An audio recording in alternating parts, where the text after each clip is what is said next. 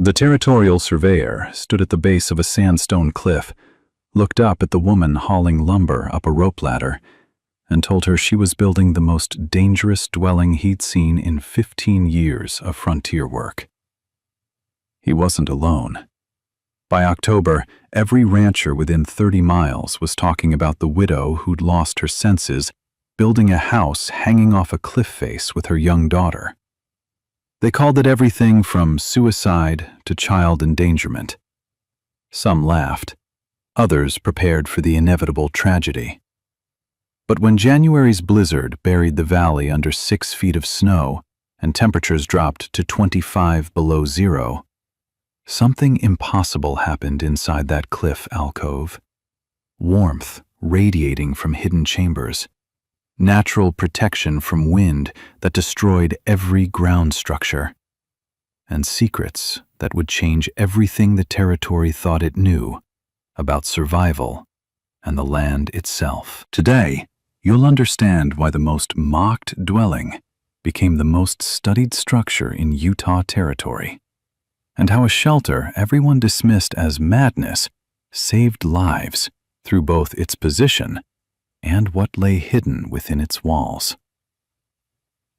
Catherine Ross stood at the base of a towering sandstone cliff in September 1888, holding her daughter's hand and looking up at the natural alcove her husband had shown her 3 years earlier, before the fever took him and left her with an 8-year-old child, a wagon, and a land deed to 20 acres of what everyone called worthless cliff country.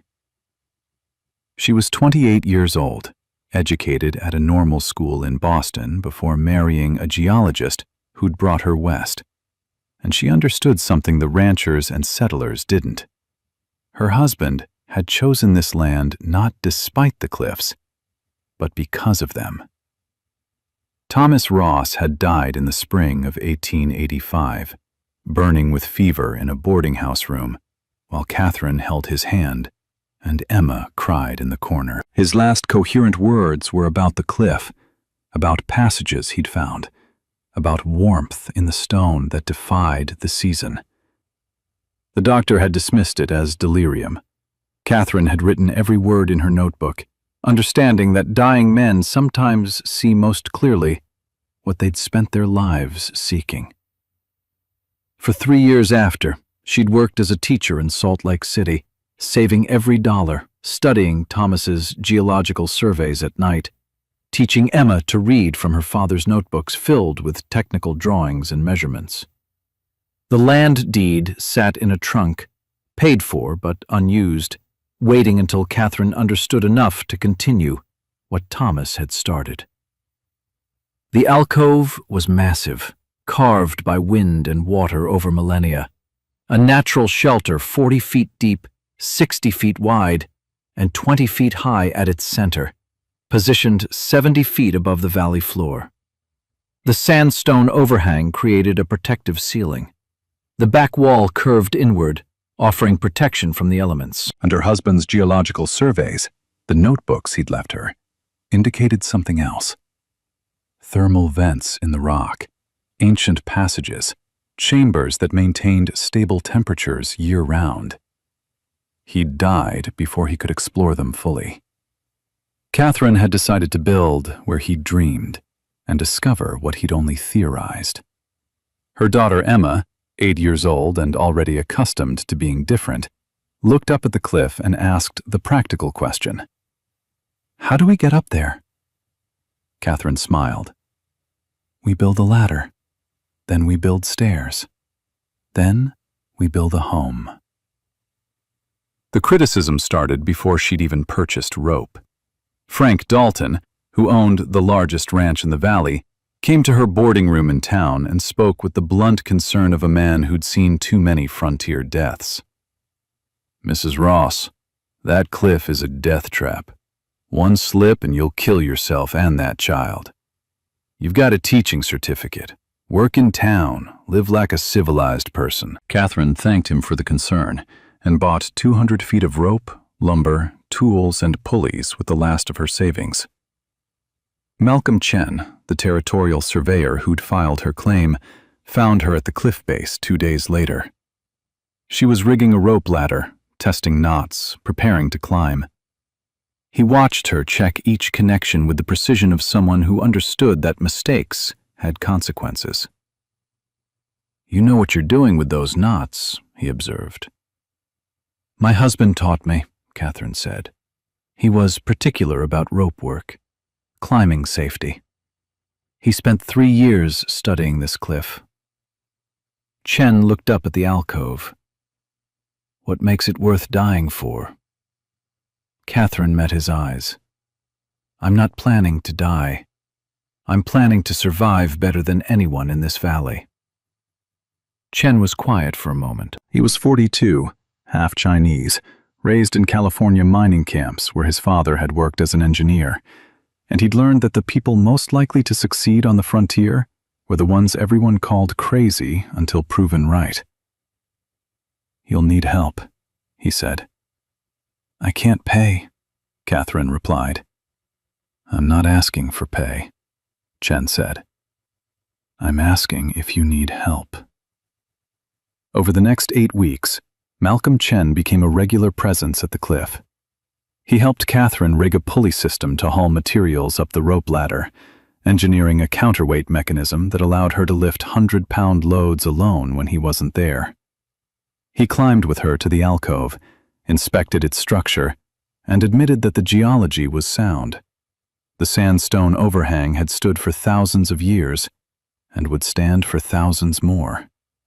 The rock face showed no signs of instability, no cracks suggesting imminent collapse, no water erosion that would weaken the alcove's ceiling. He helped build the first permanent wooden stairs, zigzagging up the cliff face in 3 sections with landings, anchored to the rock with iron bolts drilled deep into solid stone. Each bolt hole required an hour of careful drilling with hand tools, angling into the sandstone at precise depths to ensure maximum holding strength. They tested each anchor with weighted loads before trusting human weight to them. The work took 3 weeks of Sundays, dangerous and precise. Catherine learned to drill while hanging from ropes, to trust her knots, to calculate load-bearing requirements for stairs that would carry supplies, furniture, everything needed for life 70 feet above the ground. Emma helped where she could, learning knots from Chen's patient instruction, organizing tools in order of use, understanding through observation that survival sometimes required building what others called impossible. She was too young for most of the dangerous work, but old enough to understand that her mother was building their future, one carefully drilled bolt at a time. The town's opinion calcified quickly. At the general store, women whispered loudly enough for Catherine to hear. Building on a cliff with a child. Unnatural. If her husband could see this madness, he'd be ashamed.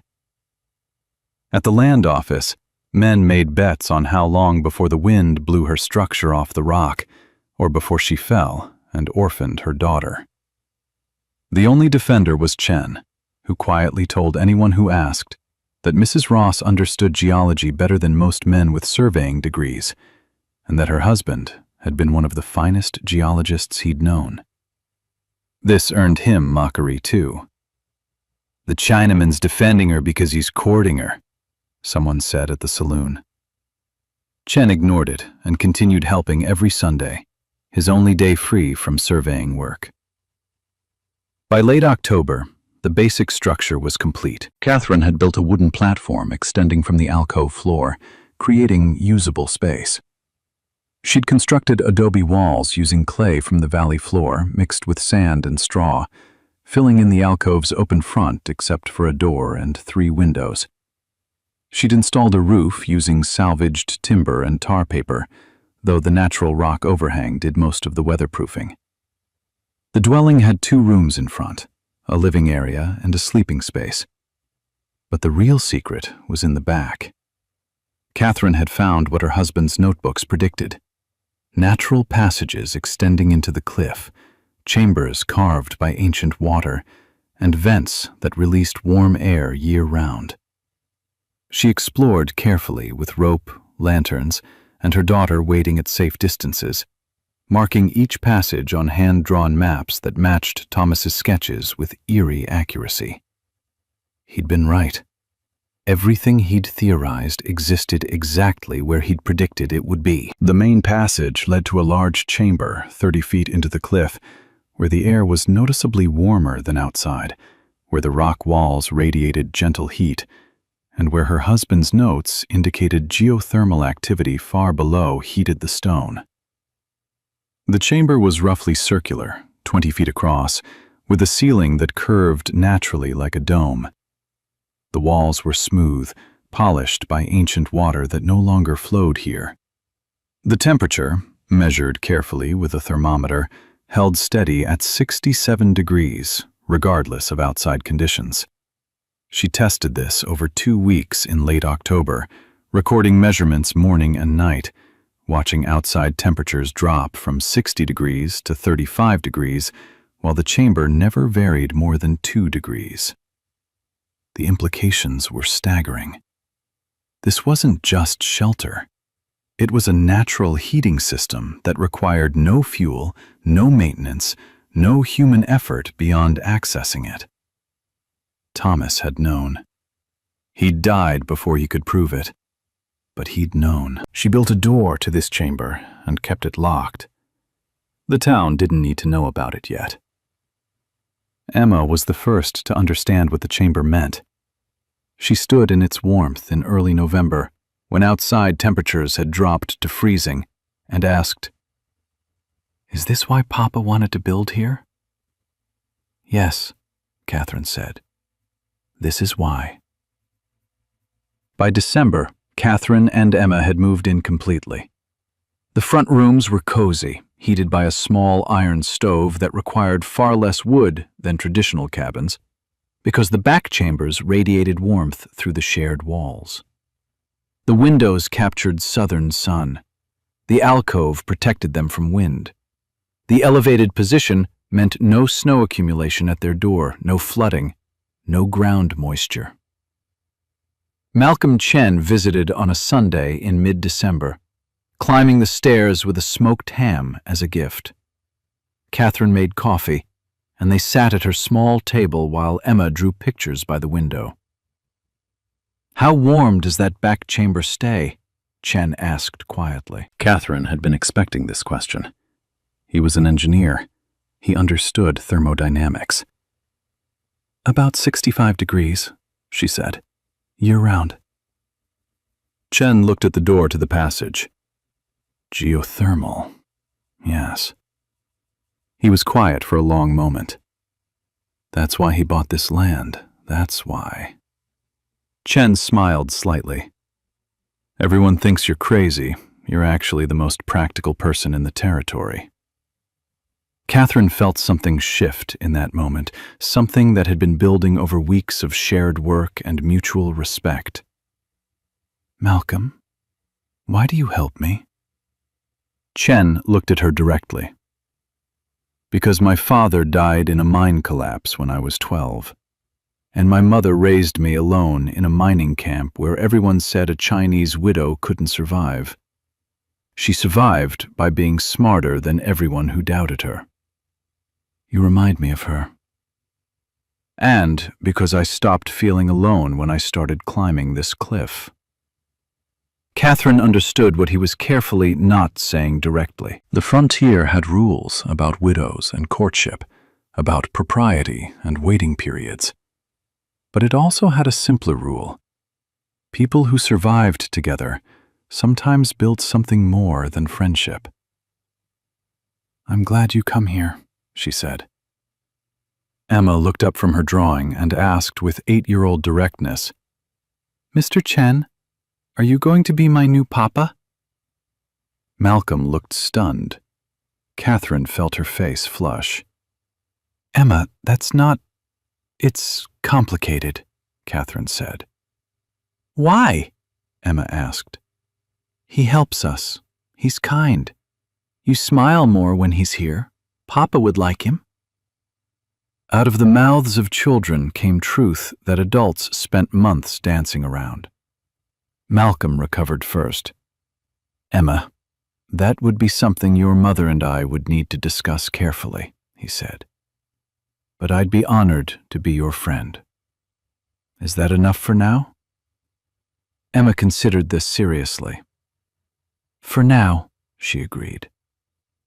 The first serious test came in early January 1889. A massive blizzard rolled down from the north, visible for hours as a dark wall advancing across the desert, dropping temperatures to 25 below zero and burying the valley under 6 feet of snow in 3 days. Wind gusts reached 60 miles per hour, strong enough to pick up a grown man, strong enough to tear roofs from buildings not properly secured. The sound was apocalyptic, a constant roar that made conversation impossible even indoors. Every structure in the valley fought for survival. The Dalton Ranch lost 2 outbuildings when wind tore the roofs off, despite being weighted with stones and anchored with iron cables. 3 families in the settlement had to abandon their cabins when chimneys collapsed from ice buildup, or when fires became too dangerous to maintain in the violent wind that created backdrafts down flues. The Morrison family barely escaped when a chimney fire spread to their roof timbers. Everyone who could move sheltered together in the church and the general store, burning furniture when wood supplies ran low, huddling in the center of rooms away from walls that leaked cold through every gap, praying the storm would break before someone froze, or before the buildings themselves failed. Children cried from the cold, despite being wrapped in every blanket families owned. Adults took shifts, staying awake to keep fires burning, to watch for structural failures, to ensure no one in their groups succumbed to the insidious sleep that came with severe cold. It was the kind of storm that killed people, that tested every decision made in preparation, that separated the lucky from the dead. Catherine and Emma sat in their cliff dwelling, completely protected, experiencing the storm as distant drama rather than immediate threat. The alcove blocked the wind entirely, the massive sandstone overhang deflecting gusts that would have torn their structure apart if exposed. They could hear the wind, a constant roar echoing through the valley below, but felt only occasional gentle breezes that found their way into the protected space. Snow fell in thick curtains beyond their platform, visible through the windows, accumulating in deep drifts on the valley floor, but none reached their elevated position. The wind patterns kept their platform swept clear. The back chamber's warmth radiated through the walls, supplemented by a small fire in the iron stove that Catherine fed twice daily with carefully rationed wood. She'd prepared well, stacking cords of wood in the protected alcove where it stayed dry, but she barely needed it. Interior temperature held at 62 degrees with minimal burning. They had food, dried goods purchased in bulk, smoked meat hanging in the coolest part of the front room, and water from melted snow collected in barrels positioned to catch runoff from the alcove ceiling. They had books borrowed from a Salt Lake City library, a luxury Catherine had insisted on despite the cost. Emma played with a wooden doll Malcolm had carved for her, a detailed piece showing hours of careful work, moving it through elaborate scenarios on the floor while her mother read aloud from adventure novels. Catherine read her husband's notebooks, studying the passages he'd mapped, the thermal measurements he'd recorded, the geological wonders he'd begun to understand. At night, they slept warm under wool blankets in their elevated home, while the valley below fought for survival 70 feet beneath them. The contrast was absolute and vindication of every choice Catherine had made. On the 3rd night, Catherine opened the door to the back chamber and took Emma inside to show her something. Deep in the passage, in a side chamber she had explored carefully, water seeped from the rock at a steady temperature of 58 degrees. Not hot, but warm enough to never freeze. A reliable water source year-round, independent of snow or rain or drought. "This is what makes this place special," Catherine told her daughter. "The cliff isn't just shelter. It's alive with heat from deep in the earth. It provides what we need." Emma touched the warm stone walls with wonder. "Did Papa know about this?" "He suspected," Catherine said. "He didn't have time to prove it. We're proving it now." The storm broke on January 12th. As people emerged from emergency shelters and assessed damage, word spread about an impossible observation: smoke rising from the cliff dwelling. The widow and child had stayed in the cliff through the worst blizzard in 20 years. Frank Dalton rode out to the cliff base as soon as the snow allowed travel. He called up to Catherine, who appeared on her platform wrapped in a shawl, looking comfortable and rested. "You survived," Dalton called up, clearly surprised. "We're quite well," Catherine replied. "How is the valley?" Dalton explained the damage, the cold, the families who'd nearly frozen despite burning everything they could find for heat. His voice carried confusion and something like respect. "How did you stay warm?" "The cliff provides," Catherine said simply. Dalton rode back to town and told people what he'd seen. The impossible had happened. The cliff dwelling hadn't just survived, it had thrived. By February, curiosity overcame skepticism. Malcolm Chen brought the territorial governor's representative, who was touring to assess storm damage. Catherine showed them the front rooms, explained the passive solar through the windows, the wind protection from the alcove, the minimal heating requirements. And then, because they'd proven themselves trustworthy, she showed them the back chamber. The representative stood in the warm passage, felt the heated stone, understood immediately what it meant. "This is a natural resource," he said quietly. "Geothermal heat, stable temperature year-round." "Mrs. Ross, do you understand the implications?" "My husband did," Catherine said. "That's why he bought this land." "How deep do the passages go?" "We don't know yet," Catherine admitted. "I've explored perhaps 200 feet safely. The passages extend further. There are chambers I haven't reached." The representative looked at Chen. "This needs to be surveyed properly, mapped, documented." Chen nodded. "I've been suggesting that. Catherine has the best claim to this resource, but it should be understood scientifically." Within a week, the territorial government offered Catherine a contract. She would allow Chen to conduct official surveys of the passages in exchange for clear title to all geothermal resources discovered on her land. She agreed. The surveys began in March and continued through spring. Chen and Catherine explored together, with Emma waiting in safe chambers when the passages got technical. They discovered a network of interconnected caves, some with warm air rising from vents, others with water seeping from walls, all maintaining temperatures between 55 and 70 degrees year-round. In one deep chamber, they found evidence of ancient Native American use, charcoal from fires centuries old, proof that others had known this place was special. The relationship between Chen and Catherine evolved through these explorations, built on shared discovery and mutual respect. He taught her surveying techniques. She taught him her husband's geological theories.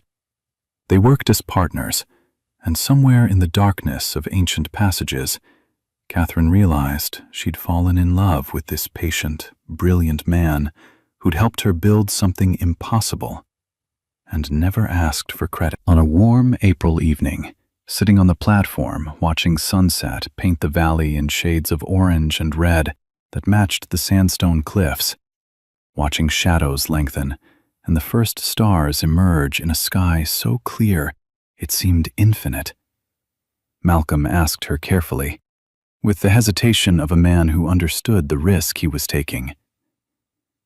When enough time has passed that people won't judge harshly, would you consider marrying again? Catherine smiled, understanding what he was asking, but wanting clarity between them. No assumptions, no implications left unspoken. By whose judgment? The people who said this cliff would kill us? The people who predicted we'd fall or freeze or fail? Their judgment doesn't concern me anymore, Malcolm. His meaning had been clear, but she wanted him to say it directly, to speak plainly what they'd both been carefully not acknowledging for months. Malcolm took her hand, his engineer's hands calloused from rope work and drilling, warm and steady. Catherine, I'm not asking hypothetically. I'm asking if you'd marry me. Not today, not tomorrow, but when you're ready. When enough time has passed that Emma won't feel we're replacing her father, because we're not. I want to be her father too, if she'll have me. I want to build a life with you in this impossible place, and see what else we can discover together. I want to explore the deep passages and document what your husband theorized, and teach Emma everything I know about surveying and engineering. I want to wake up in this cliff dwelling and work beside you and grow old watching sunsets from this platform. If you'll have me. Catherine said yes without hesitation. The frontier didn't allow for long courtships when survival depended on partnership. Emma, listening through the window as children often did when adults thought them occupied, cheered loud enough to echo off the sandstone walls. They married in June 1889, quietly in town with Emma as witness. The town's reaction was mixed, some approving, others scandalized that a widow had remarried so quickly and to a Chinese surveyor. Catherine and Malcolm ignored both approval and scandal with equal disinterest. They were too busy working. By autumn, the cliff dwelling had become a destination for curious minds rather than skeptical mockery. Territorial geologists came to study the passages, measuring temperatures at different depths, analyzing the rock composition, trying to understand the heat source that kept the chambers warm. A professor from the University of Utah spent 3 days mapping the ventilation system, discovering that warm air rose through natural chimneys in the rock, while cool air was drawn in through lower passages, creating a self-regulating circulation that required no human intervention. A mining company offered to buy the land for geothermal exploitation, proposing to drill deep wells and extract heat commercially. Catherine refused. This wasn't a resource to be extracted and exhausted, she explained. It was a natural system to be understood and used sustainably. Instead, she and Malcolm developed it carefully, with Emma's help as she grew old enough to understand the principles they were applying. They built a second dwelling in the alcove, connected to the first by a covered walkway, specifically for guests and researchers who wanted to study the geothermal system. The second dwelling was intentionally simpler, designed to demonstrate how little was actually needed when natural advantages were properly utilized. They installed a system to pipe warm air from the back chambers through the living spaces, using sheet metal ducts and natural convection, creating the most efficient heating system in the territory without using a single piece of mechanical equipment. Malcolm engineered it with elegant simplicity. Warm air rises, cold air sinks, and properly positioned vents harness this natural movement. They began growing vegetables in a small greenhouse built at the alcove entrance, using warm air from the vents piped underneath growing beds to extend the growing season into winter. By December, they were harvesting lettuce and radishes while snow covered the valley below. Emma, now 11 years old and helping with every project, suggested they try tomatoes. They did, and succeeded, producing ripe fruit in February that should have been impossible at their latitude and elevation. The skeptics never apologized. Frank Dalton simply stopped making jokes and started asking questions. The territorial governor visited and left impressed. The cliff dwelling appeared in geological surveys as an example of practical geothermal application using natural formations. Emma grew up climbing passages with a rope around her waist and a lantern in her hand, learning geology from her stepfather, who taught her to read rock layers like pages in a book. Understanding engineering from her mother, who showed her that mathematics and physics weren't abstract concepts, but tools for building impossible things. She became the kind of person who looked at challenges and asked how rather than why not, who saw cliffs not as barriers but as opportunities, who understood that the best solutions often came from working with nature's systems rather than fighting them. At 16, she surveyed a passage her parents had marked as too dangerous, finding it stable and discovering 2 new chambers beyond. At 20, she wrote a paper on geothermal residential design that was published in a territorial engineering journal. She never forgot that her childhood home had been built by a widow everyone mocked, heated by chambers everyone said were worthless, and proven successful by mathematics that didn't care about social convention or gender expectations. In 1903, a university professor wrote a paper on vernacular geothermal architecture in Utah Territory. He documented the Ross Chen cliff dwelling and 15 other structures built on similar principles over the following years, all influenced by Catherine's original design. His conclusion was direct. Ross demonstrated that survival in harsh climates requires understanding and utilizing natural resources rather than fighting them. The cliff's position provided wind protection, solar gain, and access to geothermal heat.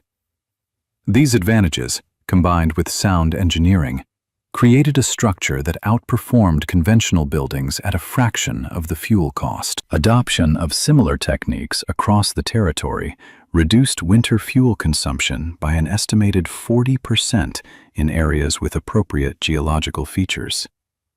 In other words, people believed the numbers when they couldn't deny them anymore. Catherine Ross Chen passed away in 1941 at the age of 81. Her obituary in the territorial newspaper mentioned her teaching background, her family, and her work in geothermal development. But locals remembered something different. They remembered the year a widow everyone mocked built a home on a cliff that saved her life and changed how people thought about survival in harsh lands. They remembered that she'd trusted science over convention, exploration over fear, and proven that the most mocked idea can become the wisest choice when you understand what lies beneath the surface. She wasn't being reckless. She was being practical. And sometimes, practical means building when no one else dares, discovering what no one else seeks, and proving that the secrets worth finding are the ones everyone else is too afraid to look for.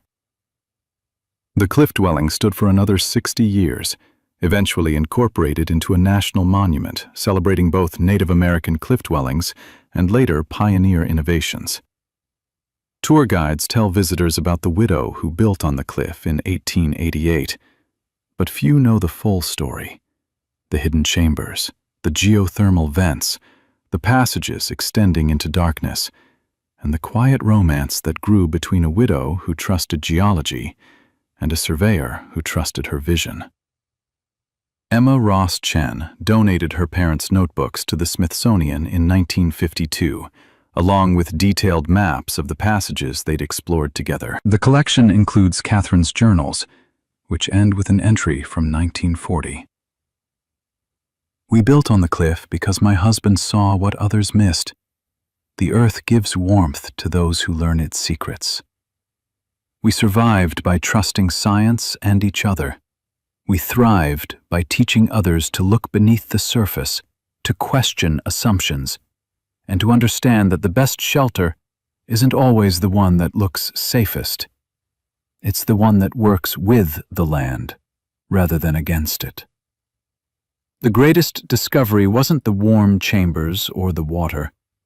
It was learning that impossible and impractical are different things, and the wisdom to know which is which.